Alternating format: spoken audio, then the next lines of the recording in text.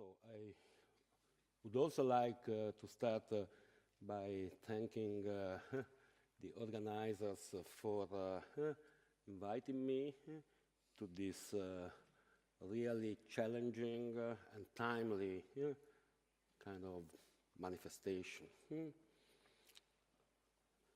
Migration today is definitely kind of founding characteristic of the global situation. It is not the first time in history we lived through other moments that were characterized by huge movements of people. But maybe today what is characteristic is the fact that migration is at the center of some of the most intense conflicts and struggles of our world. And in a way, migration provides us with an angle from which we can kind of politically read the whole spectrum of conflicts that characterize our age, also in the case in which migrants and refugees are not directly, explicitly involved in these struggles. This is true not only in Europe, not only in the West. I think this is a point that was made by Nana in her introductory remarks, and I find it very important. It's not only the southern borders of Europe, it's not only the border between Mexico and the US. Migration, movements and struggles of migration are at the center of intense conflicts and struggles elsewhere in the world. Just think of the border between India and Bangladesh. Just think of the border between Thailand and Birmania, or of the racist attacks against Nigerians in South Africa, and of course it would be easy to multiply the instances.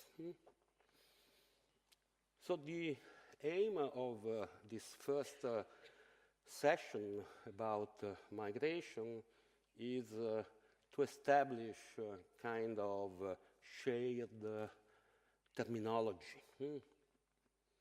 And I will start precisely with the word migration. Again, I agree with Nana when she emphasized that there is a kind of difference between talking about generic human mobility as characteristic of the human condition and talking about migration in historically specific ways. So I will talk about modern migration, about the multifarious and heterogeneous practices of mobility within a field that is dominated by the state, by empire and its multiple mutations, and by capital. Together with many scholars and activists, I am convinced that there is a need to go beyond, first of all, analytically, the binary between forced and voluntary migration. Forced migration has always been part and parcel of the modern history of migration, at least since the Middle Passage. More generally, I propose to analyze modern migration from the angle of what I would call a double pincer. This means that migration takes place in modernity within a field that is shaped and limited by the action of the state on the one hand, the nation state, its articulation with imperial forms, and by capital on the other hand. So since the relevance of the state, of its codes and grip on the bodies of migrants is well known and often emphasized in critical studies and in activism, let me say just a couple of words on capital and migration, which means on capital and labor mobility. Labor mobility has always been for capital both an indispensable resource, there is no capitalism without migration, and a threat. This is precisely where capital articulates with the state as well as with the imperial forms of governance in order to produce an ordered and well-governed mobility. And this is true at least since the bloody legislation against vagabondage described by Marx in his analysis of primitive accumulation in capital. So the form of disordered and governed mobility, of course, changed in history as the capitalist mode of production itself profoundly changes. But at least since the late 19th century, what remains characteristic of migration is precisely the tension between the exclusionary dimension of the nation state and capital's need for labor mobility. It is within the field crisscrossed by this tension that migration and its management take place. But within this field of tension, migrants' practices of mobility are characterized by an excess, by a structural excess, which means that they are not reducible to the ordered and governed mobility I just mentioned. And this is what the autonomy of migration approach always emphasized since the late 1990s. It is also what makes migration, as Bernd Kasparek was saying, a social and even political movement able to challenge the national norm and to potentially become an unruly element for capital. And it is again focusing on this moment of excess that it makes sense to talk about struggles of migration, meaning struggles that kind of structurally crisscross the fabric of migration, understood as a social movement. And in these struggles of migration, processes of subject formation are always at stake. Subjectivity itself, in its mutations, is always at stake. I think there is an important point to be made with respect to what I was saying before about the autonomy of migration approach. This approach has often been criticized for kind of romanticizing migration, for presenting migration as a positive movement and experience. The autonomy of migration approach had its relevance in the critique of the victimization of migrants, particularly implied in the humanitarianism. And this remains very important. Nevertheless, I am convinced for many years now that in order to kind of reframe and continue to develop the autonomy of migration approach, the criticism I was mentioning has to be taken into account. And nowadays, the autonomy of migration approach has to account for what I called before the double pincer of migration in its contemporary shape, as well as for the kind of structural factors behind migration. But let's watch now a very short video that is particularly interesting. La televisión más abierta que nunca. Grandes retos de los niños migrantes centroamericanos que buscan llegar a los Estados Unidos es superar los peligros que supone la difícil ruta que realiza el tren que se conoce como la Bestia. Aquí le vamos a mostrar toda esta larga trayectoria.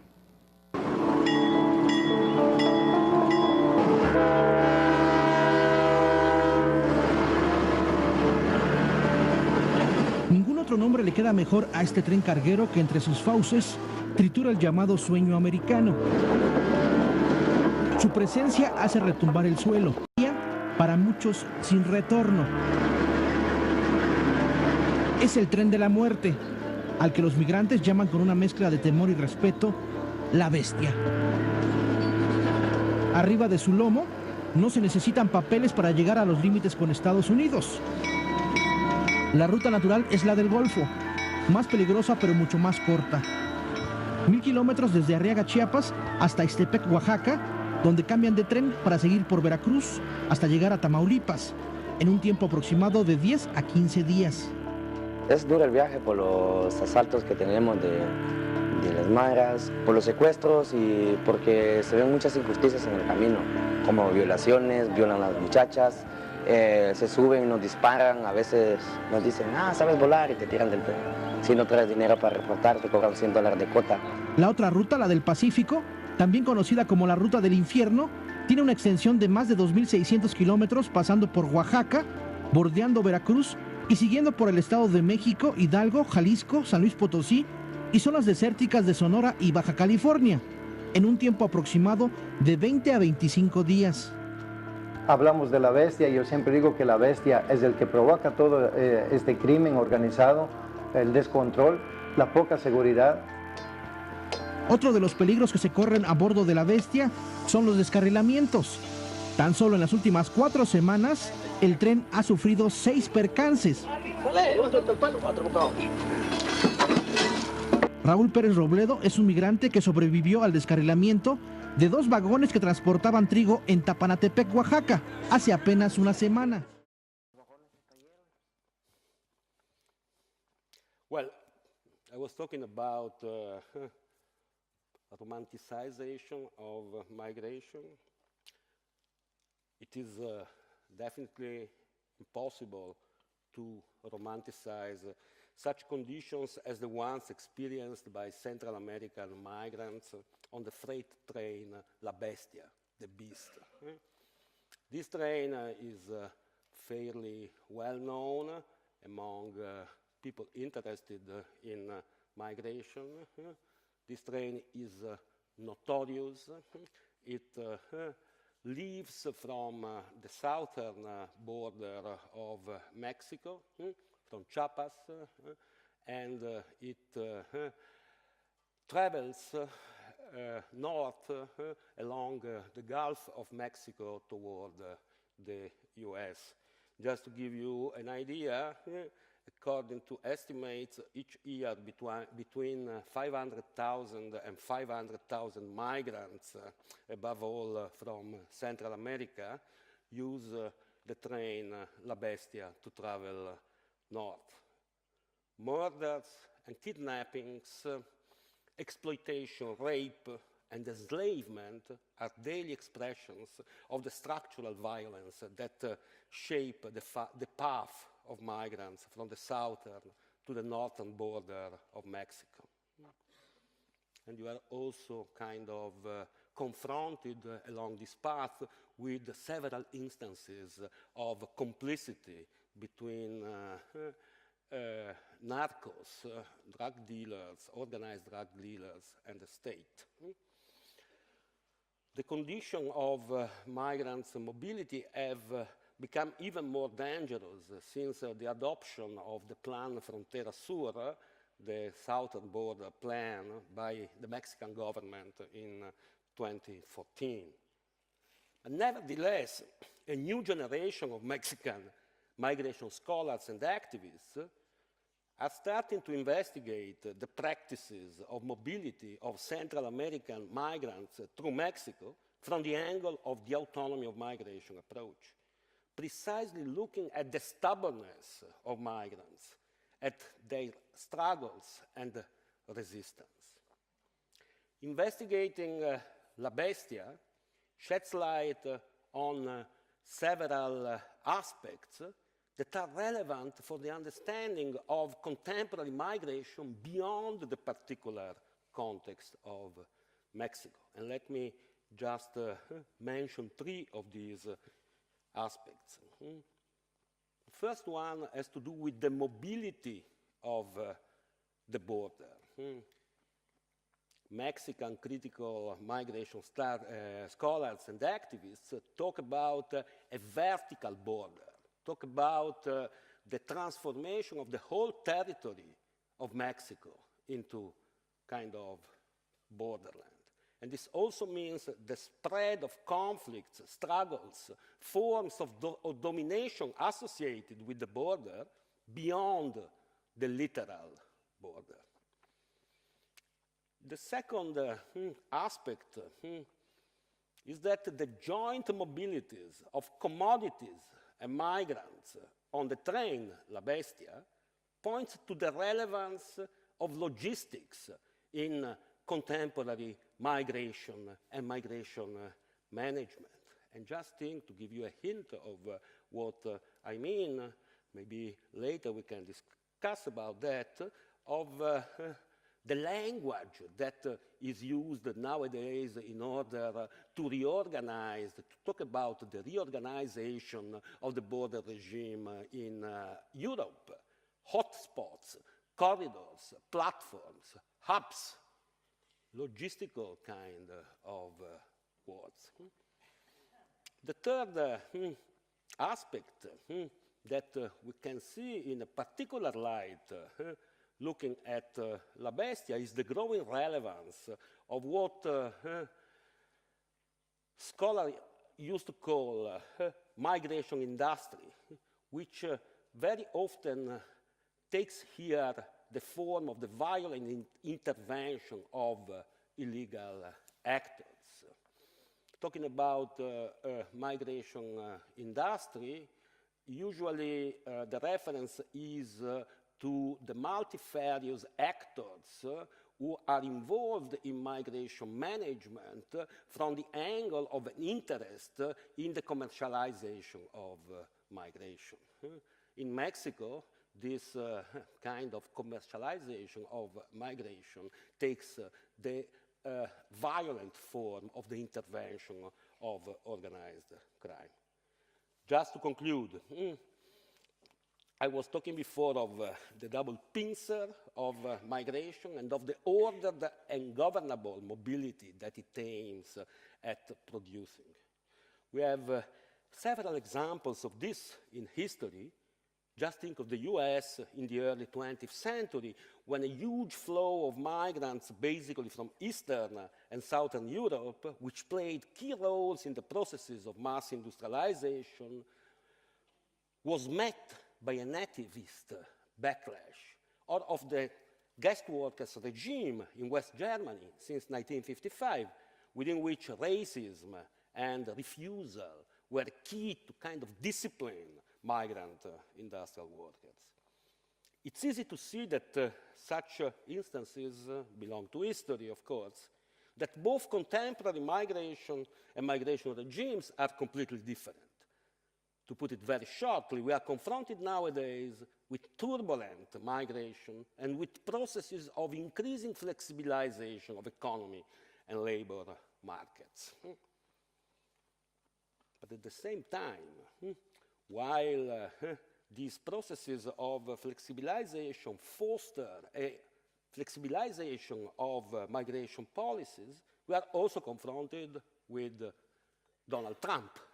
We are also confronted with a violent nationalist backlash against migration in many parts of the world, including Europe. So how to make sense of this?